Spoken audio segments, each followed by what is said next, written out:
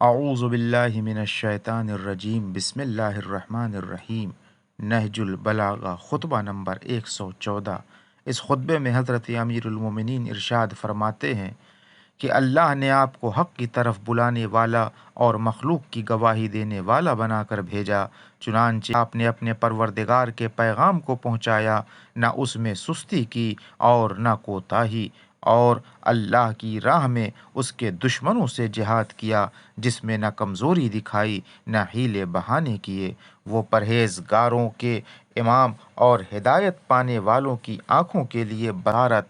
جو چیزیں تم سے پردے غیب میں لپیٹ دی گئی ہیں، اگر تم بھی انہیں جان لیتے جس طرح میں جانتا ہوں، تو بلا شبہ تم اپنی بدعمالیوں پر روتے ہوئے اور اپنے نفسوں کا ماتم کرتے ہوئے اور اپنے مال و متاع کو بغیر کسی نگہبان اور بغیر کسی نگہداشت کرنے والے کے یوں ہی چھوڑ کر کھلے میدانوں میں نکل پڑتے، اور ہر شخص کو اپنے ہی نفس کی پڑی ہوتی، کسی اور کی طرف متوجہ ہی نہ ہوتا، لیکن جو تمہیں یاد دلایا گیا تھا اسے تم بھول گئے، اور جن چیزوں سے تمہیں ڈرایا گیا تھا اس سے تم نڈر ہو گئے۔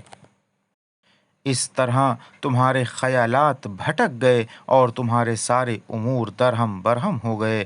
میں یہ چاہتا ہوں کہ اللہ میرے اور تمہارے درمیان جدائی ڈال دے اور مجھے ان لوگوں سے ملا دے جو تم سے زیادہ میرے حقدار ہیں۔ خدا کی قسم، وہ ایسے لوگ ہیں جن کے خیالات مبارک اور عقلیں ٹھوس تھیں، وہ کھل کر حق بات کہنے والے اور سرکشی و بغاوت کو چھوڑنے والے تھے۔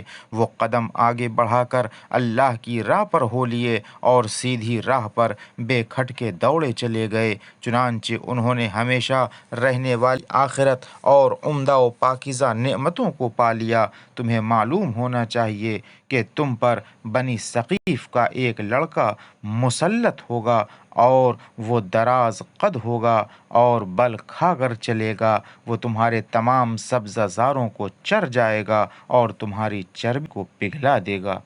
آخر دعوانا ان الحمد للہ رب العالمین۔